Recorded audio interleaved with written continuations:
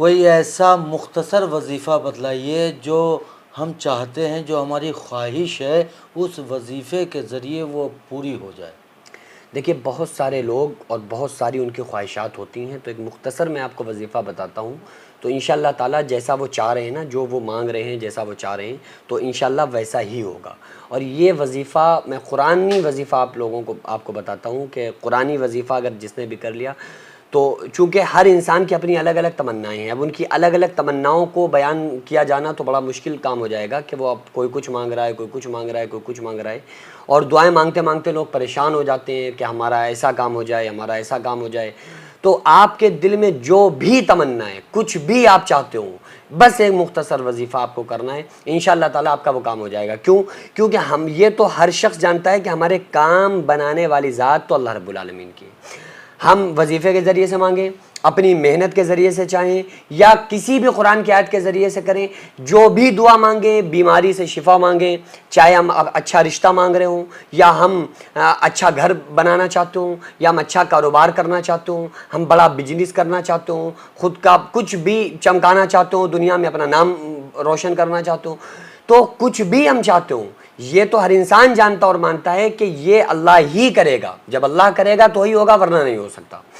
تو اس کے لیے وظیفہ کون سا کرنا چاہیے؟ دیکھو اللہ تبارک و تعالیٰ فرماتا ہے کہ ہم بندے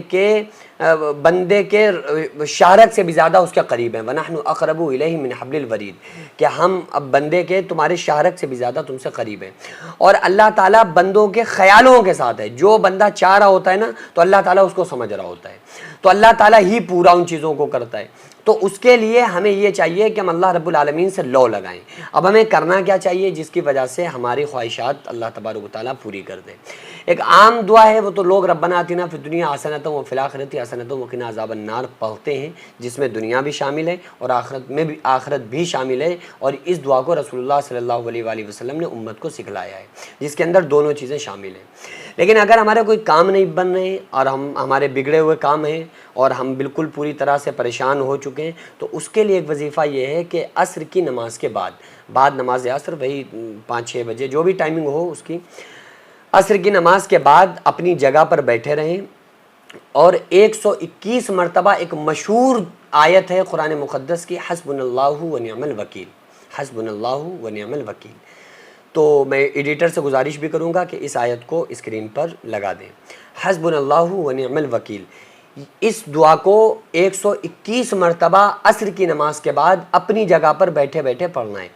یہ ہر بندہ پڑھ سکتا ہے، عام انسان بھی پڑھ سکتے ہیں، خاص لوگ بھی پڑھ سکتے ہیں، مرد بھی پڑھ سکتے ہیں، عورتیں بھی پڑھ سکتی ہیں، اپنی جگہ پر بیٹھے بیٹھے پڑھنا ہے۔ اچھا، اس میں یہ عصر کا بعد ہی جو وقت ہے نا، یہ خاص وقت ہے۔ عصر کا بعد خاص کیوں ہے؟ کیونکہ آقا علیہ الصلوۃ والسلام نے ارشاد فرمایا فجر کی نماز کے بعد اور کچھ آسمان سے فرشتے زمین کی طرف آتے ہیں اور بندے کو دیکھتے ہیں کہ کس حال میں ہے، پھر وہ فرشتے شام تک، عصر تک اس بندے کے ساتھ رہتے ہیں، عصر میں دوسرے فرشتے آتے ہیں، اور یہ فرشتے جو پورا دن اس کے ساتھ میں تھے وہ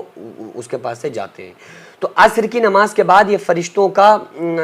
تبادلہ ہو رہا ہوتا ہے ادھر سے ادھر، تو اس وقت جب بندہ اس تسبیح کو پڑھے گا تو جب فرشتے اللہ کے پاس جاتے ہیں نا، تو اللہ تعالیٰ باوجود عالم الغیوب ہونے کے پوچھتا ہے، اے فرشتوں کہاں سے آ رہے ہو؟ تو فرشتے کہتے ہیں مولا ہم تیرے فلاں بندوں کے پاس سے آ رہے تھے، وہ جنت مانگ رہے تھے، جہنم سے دور بھاگ رہے تھے، تیری مغفرت چاہ رہے تھے، تجھ سے خواہشات اور آرزوئیں لگائے ہوئے تھے۔